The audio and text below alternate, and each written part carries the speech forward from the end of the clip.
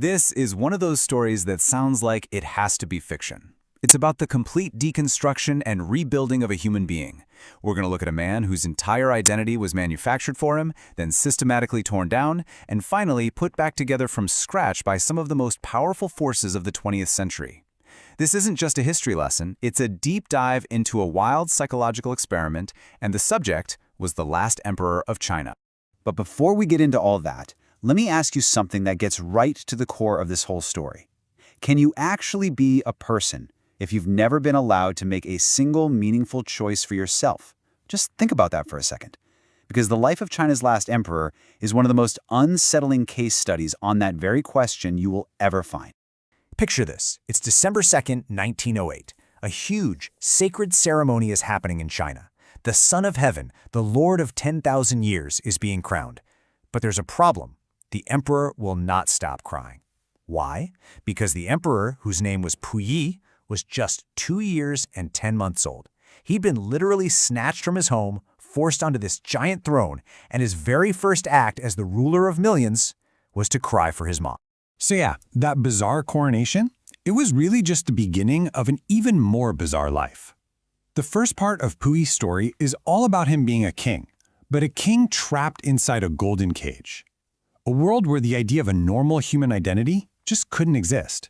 And you can't even wrap your head around the disconnect from reality. Inside the Forbidden City, Puyi's court was going through 2 tons of meat a month, served by 3,000 servants. But outside the palace walls, China was in absolute chaos.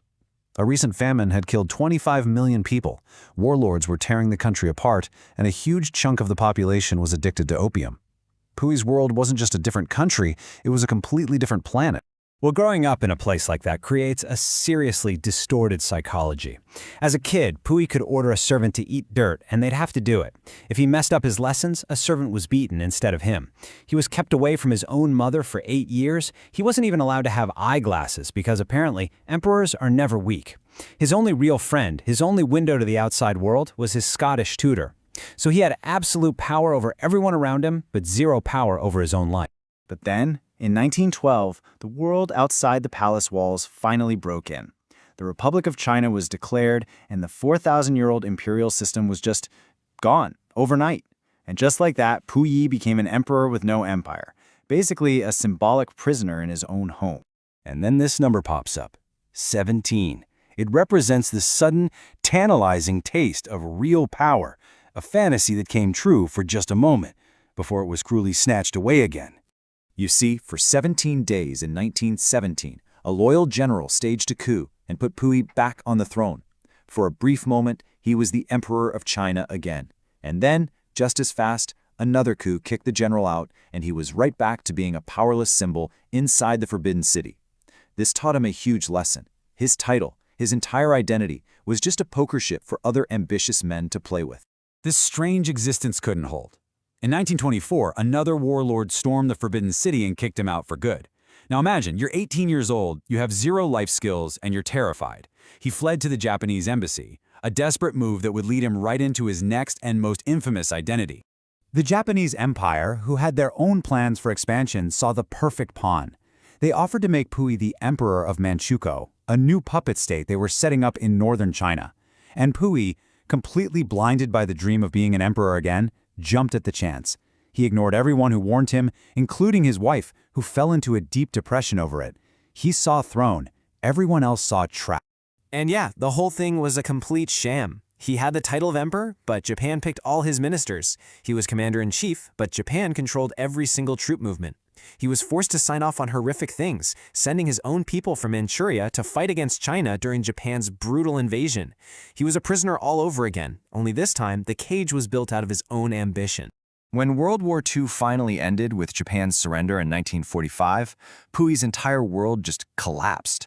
As he was trying to flee, Soviet paratroopers literally dropped out of the sky onto his airfield.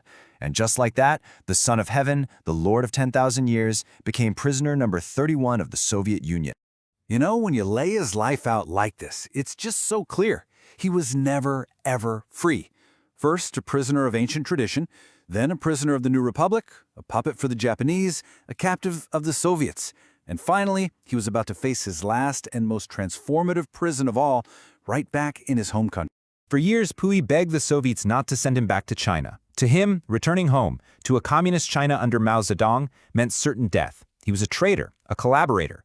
He actually spent his first few nights in his new cell just waiting for the gunshot that he was sure would end his life. But the gunshot never came, because Mao had a different idea, a much, much more powerful one. Why just execute the emperor when you could remake him? Puyi was going to become the ultimate propaganda symbol for their policy of rehabilitation. I mean, think about it. If you can turn the son of heaven into a model communist citizen, you can prove to the world that your ideology can reform anyone. And so the process began. They stripped him of everything. No more servants, no special treatment. He was just another prisoner. They had to teach him the most basic life skills you can imagine. They made him study communist writings and write endless self-criticisms. And, maybe most brutally, they forced him to meet with victims of the war he helped enable, making him listen to their stories until he finally broke down, begging for them to just punish him. Okay, now for what is maybe the most staggering fact in this entire story. This one number shows just how helpless this man was, how far from a normal human being he had become. At 44 years old, Puyi had to be taught how to button his own shirt and tie his own shoelaces. He had never once done it in his life. He was so bad at simple tasks like carrying a food tray that he'd constantly drop his meals and have to scoop them up off the dirty floor to eat. The Emperor of China had to be rebuilt from the ground up, starting with the most basic human functions. Finally, after 9 years in 1959, the government declared that Citizen Puyi was successfully reformed, and for the first time in his 53 years, he was technically a free man. But was this new person, this humble, sorry citizen, was he real? Or was this just his final and most convincing performance yet? The contrast is just almost unbelievable. He went from being the son of heaven to a gardener's assistant, the skill he learned in prison. The Lord of 10,000 years became a low-level clerk in an archives office. A man once served by thousands died of cancer at 61, alone, and actually feared by the hospital staff, who were worried they'd get in trouble for giving any special treatment to the last emperor. And that brings us to the ultimate question, the one we can never really answer, posed by a journalist who actually met him after he was released. Was this humble, apologetic man the real deal? Was he truly rehabilitated? Or was this lifelong actor, who'd been forced to play one role after another his entire life, simply giving the performance of a lifetime to survive? We'll never know for sure, but Puyi's story forces us to ask a bigger question about ourselves. His life was an extreme case, for sure, but we're all shaped by the roles we're expected to play. So it makes you wonder, if your life is a performance directed by others, who are you, really, when the